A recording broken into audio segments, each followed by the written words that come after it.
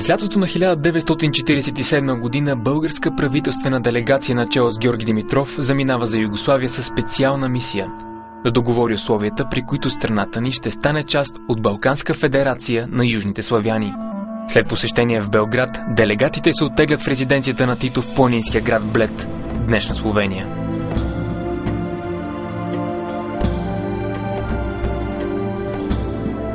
Помня, като дете много ни харесваше, когато имаше посещение тук, защото училищата затваряха. Защо? Не ходехте на училище ли? Не, ходехме до училището, където ни даваха хартиени знаменца. След което ни изпращаха до пътя, където развявахме знамената, гледахме лимузините. Беше интересно. Целият живот на Янес Файфар е свързан с това място. Роден и израснал близо до Титовата резиденция, днес той е кмет на курортното градче в Словения. Преди да стане градоначалник, цели 17 години е управител на вила Блед, превърната в хотел след разпадането на Югославия. Особено горд е с факт, че въпреки годините, залата, в която са били Тито и Димитров, е запазена в автентичния си вид. Тази зала беше киносалон. Да, това тук беше екран. Там можете да видите, че има отвор за прожектиране. Тук той стоеше до полунощ, обикновено с скъпо уиски и кубинска пура. Понякога сядаше с част от прислугата, защото винаги се е държал добре с тях. И гледаше уестърни или партизански филми. Първият гост беше Димитров Георги от България. А спогодбата беше първото голямо нещо, което подписаха тук. Но след това идваха много известни хора, водиха се много преговори. Един от хората, които сядат на масата за преговори от българска страна, е ето този човек. Директорът на Народната милиция по това време, Руси Христозов. Най-силно впечатление му прави, че те са държали някакъв безкрайен протокол, етикет, едни сервитьори почти с ливреи, с бели ръкавици, най-скъпи вина и напитки. Тито имал някаква невероятна униформа. Той горе-долу маняк като Брежнев, само на задника си не имал медали. Георги Христозов пази спомените на баща си, който по-късно последователно става помощник-министър, отговарящ за държавна сигурност и министър на вътрешните работи, министър на доставките и министър на вътрешната търговия. Какво е отношението на Тито към Георги Димитров? Той през цялото време се е опитвал да се държи наставнически и едва ли не като по-умния, по-заслужилия. Така баща ми така ги възприемаше нещата. Той вика се държеше покровителствено, царски. Той канеше тук гостите, как да кажа, за да ги съблазни. Първо, лидери от Източна Европа, за да се наслаждават те на красивата природа. А и цялото място беше много добре поддържано, за да се хвали той колко добре могат да работят и живеят комунистите. А хората, които идваха с пари, те бяха водени на места в Югославия, които не бяха добре развити, за да се разтворят сърцата и джобовете им повече. Резиденцията на Тито се намира на брега на Бледското езеро, в което се отразяват върховете на Алпите. На делегатите е създаден абсолютен комфорт до момента на финалните преговори. И в един момент югославяните казват: веднага подписваме създаването на федерацията, вие си разтурвате войската, разтурвате си външно министерство, разтурвате си, само ви остава полицейски сили остават в страната, ние ви поемаме външната политика, ние ви поемаме армията. Тоест една асимилация на България, една чаша ракия. Ами като попарени са били всичките. Значи тук не е бил въпрос само за Македония. Македония е дребното нещо. Целта на Тито е била да заграби България. Това е истина. Тито и Димитров подписаха актът за приятелство, сътрудничество и взаимопомощ между двете страни, който акт отдавна е подписан в сърцата на милионите хора от Адриатика до Черното море. Руси Христозов е натоварен с отговорната задача да върне в България протоколите от разговорите и подписаното споразумение. Ето го и него. Съвършено секретно. Двете правителства се споразумяват върху това, че обединението на македонския край с Македонската народна република ще стане въз основа на бъдещия съюзен договор между Федеративната народна република Югославия и Народната република България и едновременно с възвръщането на западните български покрайнини към България. Най-важното решение, което е, че България е съгласно Пиринска Македония да се присъедини към Вардарска Македония в рамките на федерацията. Ние първо дайте Пиринска Македония да я присъединим, пък после югославските народи ще преценят дали заслужавате това, да ви дадем западните околии, така казва, западните околии. И казва, вие видяли ли сте някъде победител да дава територия на победен? Чули ли сте някога в историята? С точка 3 от документа, останал в историята като Бледската спогодба, България на практика доброволно приема още нещо – да създаде македонска нация в собствените си територии. За културното сближаване на македонското население в България и Македонската народна република организират се в македонския край редица културни предприятия, като Македонски театър, Македонска книжарница и прочие, а така също се въвежда в българските училища в македонския край изучаването на македонски литературен език и история на македонския народ. Блед, 1 август 1947.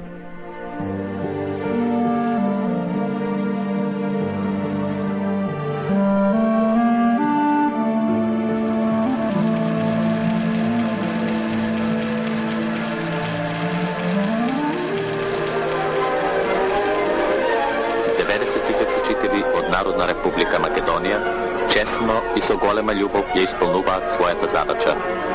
Тие даваат се од себе за да нашите браќа од Пиринска Македонија што поскоро го совладаат македонскиот литературен јазик. И във всяко селище, във всяко училище има македонски учител. В Якута беше Любица. Аз бях тогава ученик в 6-7 клас. Любица, тя беше една девойка и ни преподаваше по македонски език и македонска история. Вие разбирахте ли този език? Не. Те има много думи български, но имаше и някои така неразбираеми, от които аз си спомням думата куче, което означава къща. Къща. Според договор от Блед, в Югозападна България пристигат близо 100 учители от Югославия, които да научат местното население на така наречения майчин език. И тя ни казваше, Любица, изпразнен съм, за да ви науча на матерния ви език, който вие не знаете. Ние не знаем езика на майките ни, на бабите ни и на прабабите ни. Как реагираха вашите родители, вашите баби и дядовци? Как? С скептично, с отвращение, с болка. Да те карат да ставаш чужд човек, да се отричаш от себе си.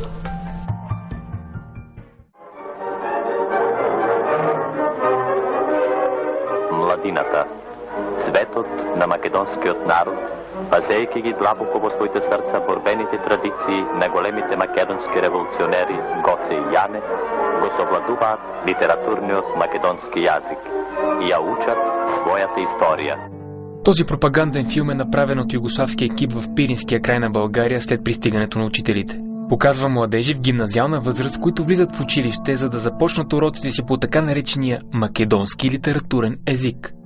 Тази сграда съществува и днес и продължава да функционира като училище – Националната хуманитарна гимназия Свети Кирил и Методий в Благоевград. Зад скамейките на бившата Солунска гимназия са сядали хора като Гоце Делчев, Дамян Груев, Димитър Талев и Майя Вапцарова. Ние тогава имахме една учителка Начева. Сега казва, всички вие днеска трябва да си напишете, че искате да бъдете македонци. На другия ден в училище, горе-долу половината клас се бяха писали, че са македонци. Аз и моята приятелка Христинка се бяхме писали българи. Тогава влезе един човек, който полицай ли е, не е ли полицай, който не говореше съвсем чист български, говореше някакъв замотан български и ни изправи пред класа, горе-долу като наказание. Сега вика, трябва да дадете обяснение защо не писахте, че сте македонци. Вие сте родени в тая държава, която се нарича Македония. Точно това беше страшното. Лягаш си като българин и се събуждаш като македонец. От запазените документи става ясно, че пристигането на македонските учители в България е изненада за всички. С тях започва и преподаването на македонски език и история, което поражда едно неловко затруднение. На какво ще бъдат учени децата в част по география и история на България? Не югославското, а българското Министерство на народното просвещение съобщава, че след Блецката спогодба настъпват промени в учебното съдържание, поради това, че на места са допуснати схващания, характерни за великобългарския шовинизъм. Братя Миладинови, както и другите македонски учители и книжовници, не трябва да бъдат третирани като представители на българската просвета. А каква история преподаваха в училище? Сръбска. История на Югославия. Да, Югославия на Югославия. Ние бяхме бъдеща част от Югославия. Добре, ми Ботев, Левски. Те не бяха, те са българи, те не са македонци. Ние сме македонци, не сме българи. Гоце Делчев е също македонец. Тодор Александров е също според тях македонец. Даме Груев също македонец. Извън пропуските в историческата истина, промените, които Министерството диктува на директори и учители в Югозапада, често звучат откровено нелогично. Македонското движение за освобождението на Македония не е било оформено и организирано движение, а обикновена проява на симпатии от страна на прогресивните среди в България към поробените македонци. Ние, макар че бяхме деца и никой не ни учил, ние много често спорихме с нея. Например, когато тя ни говореше за Василий Българобиец, учихме в история за византийски император Василий II, ние я питаме защо? Защо е наречен той българобиец, а не македоноубиец? Тя не може да отговори. Един път я запитахме във връзка с Илиндското въстание, защо български въстаници има там? Ами тя каза, те са български въстаници, защото не е имало кой да им каже, че са македонци. Такива смешни неща, да. Оказва се, че по това време подготвени преподаватели по македонска история и македонски език все още няма, просто защото и историята, и езикът са твърде нови. То беше на импровизацията. От тия учители имаше наши познати люди, които ще бяха знаменити там. Я знаеме нивната подлога, нивното учење, нивното образование. И за нас остануваше секој сомнително. Како можеше да речеме некој со незавршено образование да учителствува некаде? На кој начин ќе предават? Но то беше една гнесна политика, една експериментална провинција на Југославија. Българија на тоа не можеше да го види, затоа што политиците беа со затемнети очила. Не водеа сметка дека утре ќе се по нивната глава ќе се чукне тоа. Българската държава променя и учебниците по география. От Министерството са спуснати разяснителни бележки какво да се говори пред децата. На страница 69 за Пирин се говори като за българска планина, да се поправи и разглежда като планина в Македония. Изречението «Македония бе присъединена към България» да се замени с изречението «Македония бе окупирана от България». Илинденско-Преображенското въстание и българските освободителни борби в македонския край стават забранена тема. Богомилството, цар Самуил, делото на Кирил, Методий и учениците им автоматично са пренесени в часовете по македонски език и македонска история, въведени в програмата за сметка на часовете по български език и българска история. Македонските книжарници ги държат по постоянна връзка двата дела на Македония. Преко нив се пласираат редовно 7000 броя пионерски вестник, около 2000 броя Нова Македония, 3000 броя Млад борец, а за непълна година се продадени голем брой книги. Задължаваха учениците и учителите се абонират за скопските вестници Нова Македония и Пионерче. Но те не искаха, защото нещо чуждо, нещо изопачено. Чужд се оказва новият македонски език и за местните партийни функционери. Те изпадат в парадоксална ситуация. Да искат да превърнат вестник Пиринско дело в македонски, но да не могат, защото, внимание, никой не може да пише на този нов език. Това незначително затруднение е докладвано от Горноджумайския областен комитет на партията в отчет за свършеното по подмяната на българското самосъзнание. По своите работилници, во голем брой кружоци, тие го совладуваат мајчиниот јазик. Макар да е най-масирана сред децата, пропагандата, която трябва да роди македонци, не подминава и възрастните. Местните отечествено-фронтовски комитети организират вечерни училища и курсове за тяхното ограмотяване на новия им роден език. Спомням си, беше зимата, когато бяха дошли театъра. И всички сме се нагиздили. Естествено, това е както по задължение вървеха и бригадите и всичко това. Раз, два, три, строй си и отиваш на театър. Во Горна Джумаја стана големо културно собитие. Се отвори првиот областен македонски театър. Тогаш за прв пат от сцената се разнесе родниот македонски збор. Дойде един момент, в който влезе прислужничката от пиесата и изкръщя доктор от газакла на бароницата. И настъпи такъв смях в залата. Никой не говореше такъв език. Доктор от газакла на бароницата, но театъра вървеше с пълна сила просто по райони, целият град Благоевград тогава трябваше да гледа тази пиеса. Тези кадри са запечатали подвижна библиотека на Министерството за просветата на Народна република Македония, която обикаля югозападна България. В по-големите градове са отворени и книжарници с македонска литература. Без пари я раздаваха, само и само да водят пропаганда. Книги? Да, книги. Избутваха в мазето българските книжки и се нареждаха книжките, които са издавани там. Голема е љубовта за родната книга по селата и градовите во Пиринска Македонија. До вчера прогонувана и фалсификувана. Денес македонската книга се разоткрива во сета своја убавина.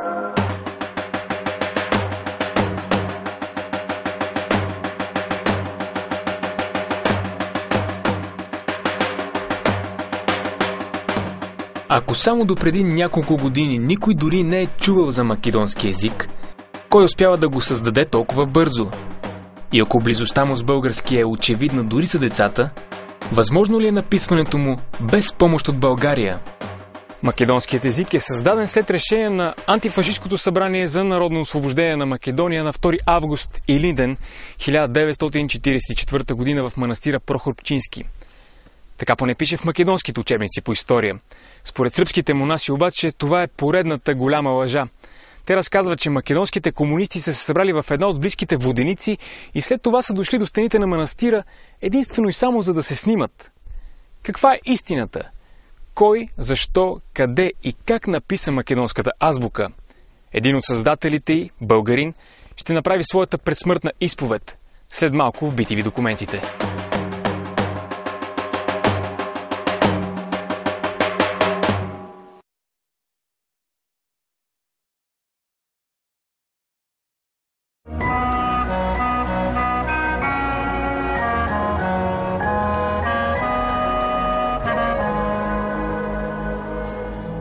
Манастирът Свети Прохор Пчински се намира на територията на Сърбия в подножието на планината Козяк, на около километър от границата с Република Македония. Именно тук, според официалната историческа наука, се провежда Антифашисткото събрание за народно освобождение на Македония. На 2 август 1944 година, без да питат никого, комунистическите дейци най-напред се самопровъзгласяват за най-висок орган на държавната власт в демократска Македония. Те обявяват съществуването на македонска държава и македонски език. В опит да снима мястото, на което са създадени македонската азбука и държава, екипът на BTV документите получи категоричен отказ. На финала на писмото си сръбския аврански епископ Пахоми ни припомни, че сме наследници на фашистските окупатори от българската окупационна зона, които през 1915 година по зверски и суров начин са убили тогавашния игумен, заедно с цялото братство на манастира. Неофициално пред вратите на светата обител, монасите ни разкриха, че никога няма да бъдем допуснати, защото нямало комунисти на света, които да се съберат в манастир, за да решат каквото и да било. Според тях македонската държава е създадена във воденица надолу по течението на река Пчиня, а делегацията е дошла до стените на Прохор Пчински само за да се снима. Това е най-известната фотография от тази среща. Другарите събрахме се да обсъдим един въпрос. Касае се македонската нация, касае се македонски език, касае се за македонската литература. 70 години по-късно един от участниците в нея ще проговори. Аз съм свързан с Коминтерна, правя македонски език. Този човек е писателят Вениамин Миланов Тошев, познат с творческия си псевдоним Венко Марковски. Записът, който гледаме, е направен от Майя Вапцарова, племеница на поета Никола Вапцаров, в правителствена болница София, броени дни преди смъртта на Марковски през януари 1988 година. Венко Марковски беше тежко болен от рак. Неговата изповед започна с това: Майя, яски си одам. И тук човек трябва всичко да каже. Венко Марковски е роден в Скопие през пролета на 1915 година в много бедно семейство. Само на 19 години Марковски се включва в тайна организация срещу югославската власт в Скопие. Преследван заради българското си самосъзнание, младият поет бяга в София. Аз воювам за България. България за мен е светиня. Да се разберем. За мен Македония и България са едно и също. Некой може да каже, той е емигрирал, той направил. Напротив, може да се емигрира, ако си в чужда страна. Там, където майката ти е пяла на хубав, звучен български език, там, където си учил и Вазов, и Ботев, и Смирненски, и Геомилев, и кой ли не. Не може да ти е чужда, не може ти да емигрираш в тази страна. Не може. Заради левите си политически убеждения, в София Марковски намира място в средите на комунистите. Именно тук младия поет воюва за България, ще трябва да понесе един от най-големите парадокси в живота си. Въпреки че бягат от Югославия като българи, в София той и съпругата му са обявени от комунистическите дейци за македонци. Ние като българи сме дошли в свободна България. Не сме дошли като македонци, за да създаваме тук някаква македонска нация. Но трагедията ние самите я изживяхме, защото от българи станахме македонци в сред София и трябваше да работим за създаване на този македонски език. Това е една страшна трагедия за целия български народ. В действие е планът на Коминтерна за създаване на македонска нация. И като всяка нация, тя има нужда от собствен език. Венко Марковски е насърчаван да пише на диалект от този човек – Тодор Павлов. След 9 септември той е член на ЦК на БКП и на Политбюро. Последователно е председател на Българската академия на науките и почет е председател на Съюза на българските писатели. За заслугите си към родината, 2 пъти е герой на социалистическия труд и веднъж герой на Народна република България. Той е, който е повързан с Коминтерна, той е, който се среща с представителите на Коминтерна. Чрез него Коминтерна прокарва своя път. В Македония до 1939 година нема македонци. И Комунистическата партия на Югославия, и Коминтерна 24-та година доказват, че в Македония живеят българи. Първите книги, публикувани някога на така наречения македонски език, са именно книгите на Венко Марковски. Внимание, издадени не другаде, а в София. Така на практика този българин се превръща в баща на македонската литература в България. Заради левите си убеждения през 1941 година е арестуван и изпратен в лагера за комунистически дейци Гонда Вода, а по-късно е прехвърлен в Еникьой. След излизането си от концлагерите в България заминава за Югославия, за да се включи в партизанското движение. По ирония на съдбата, обратно в създаващата се Македонска република, той ще преживее поредния парадокс. От македонец в България, този път ще стане българин в Македония. Защо не ни убиха? Много често се питаме с Венко още тогава. Те можеха да ни ликвидират. Аз още от самото начало бях записана като великобългарка. Венко им беше нужен. Те не можеха да създават нация без език, а единствено Венко им пишеше на македонски. Като един от малцината, които могат да пишат на диалект, въпреки българското си самосъзнание, по линия на комунистическата партия Марковски попада в манастира Свети Прохор Обчински и участва в създаването на новия език. И тогава той каза, вика, трябва да прилича малце на български, малце на сръбски, за да бъда, вика, меласица. Значи, всяка една смесица от езици би могла да бъде македонски език.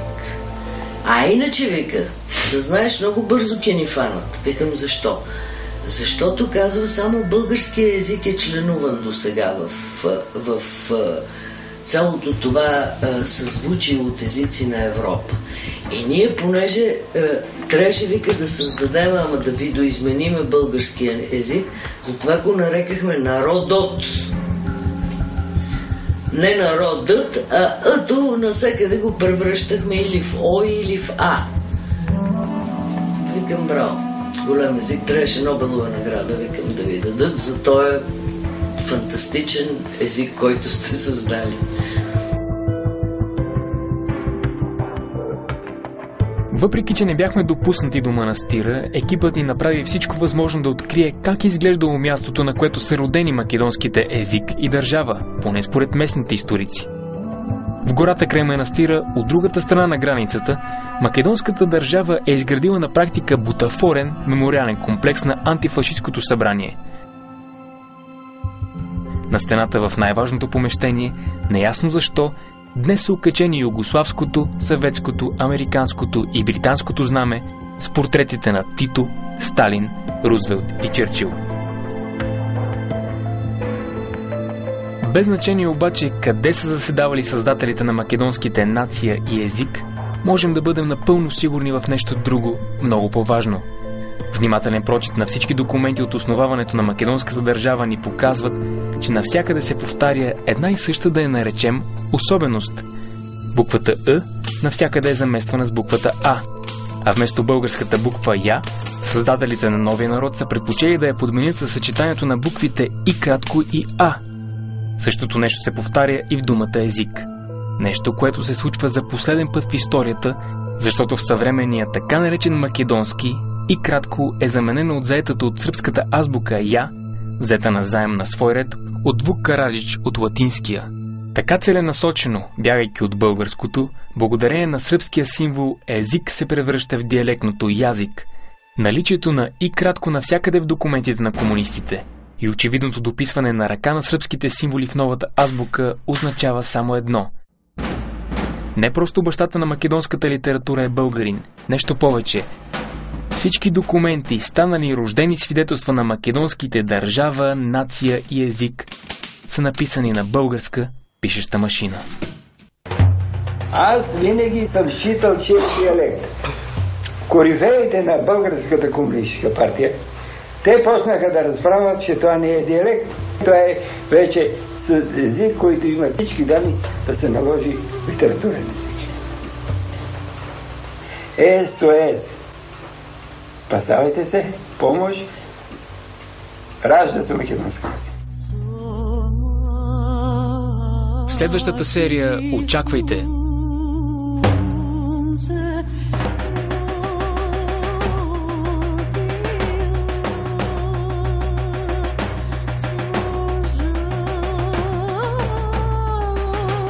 Колко струва националното предателство? Отказвам. Аз предател не мога да става. Аз не мога да стана македонец, който никога не съм бил. Какво се случи с тези, които отказаха да приемат съществуването на македонска нация от двете страни на границата?